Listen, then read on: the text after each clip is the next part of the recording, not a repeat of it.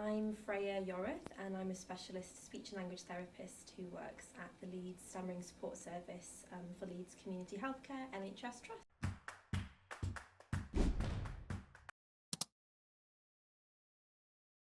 I observed a speech therapist born in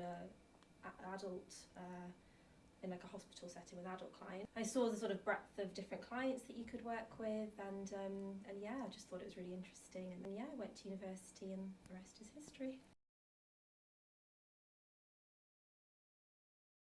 So I think stammering is now recognised as being sort of under the umbrella of neurodiversity. Similar to people who might have autism or ADHD, it falls under that umbrella essentially, because stammering is caused by just subtle neurological differences in the brain, and so that's really informed the practice that we sort of carry out.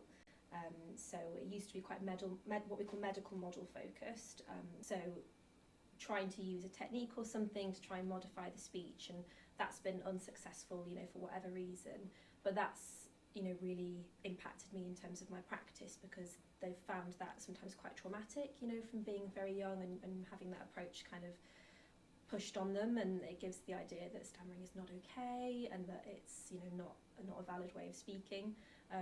So that's really sort of didn't sit well with me, or doesn't sit well with me, but since we sort of know more about stammering now, the social model has really influenced our practice, and we're much more ND affirming.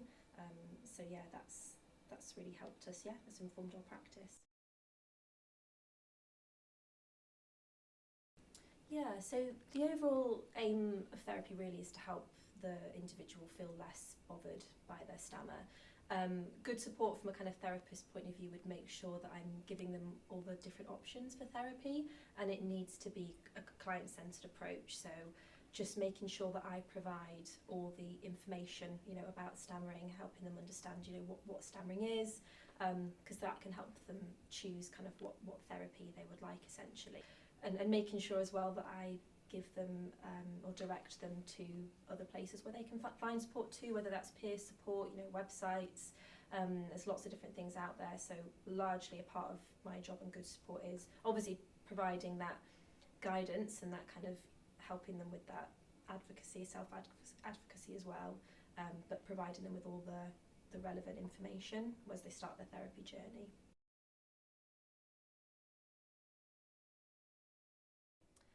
That it's a valid way to communicate, absolutely. There's a massive community out there. There are so many people out there who stammer. As well, a lot of the negative feelings, so feeling that shame, that frustration, is not that their fault that they feel that way. It's because of society and stigma, which has led to that.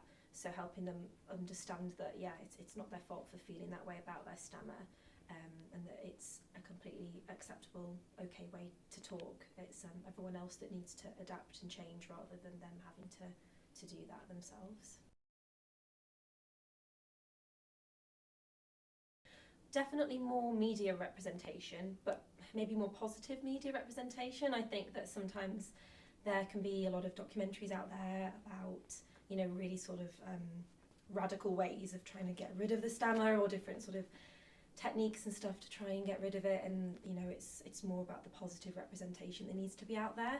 I think there's been a real shift recently in terms of how we look and support people with other sort of parts of neurodiversity, so whether that's autism, ADHD.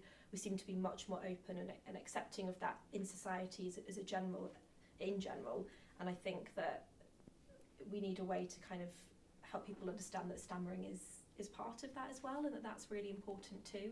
So that would be something that I would like to see, more representation, more positive discussions about it. Yeah, I think if you're looking for kind of the therapy side of it, if you want that support, then it depends on sort of where you are within the UK. Unfortunately, there's a bit of a kind of postcode lottery with stammering specific services, so it might be that within your local trust they don't provide that. There obviously are independent speech and language therapists which are out there which can support with stammering. If your NHS services don't have a stammering specific service, I'd really recommend looking at the Stammer website. So that's the formerly British Stammering Association, now Stammer, so STAMMA.org. and they have loads of information out there for, whether that's parents, teachers, people who stammer themselves. There's lots of stuff out there, and that's always the first place I would recommend going and have a little look at, to find sort of people within your community.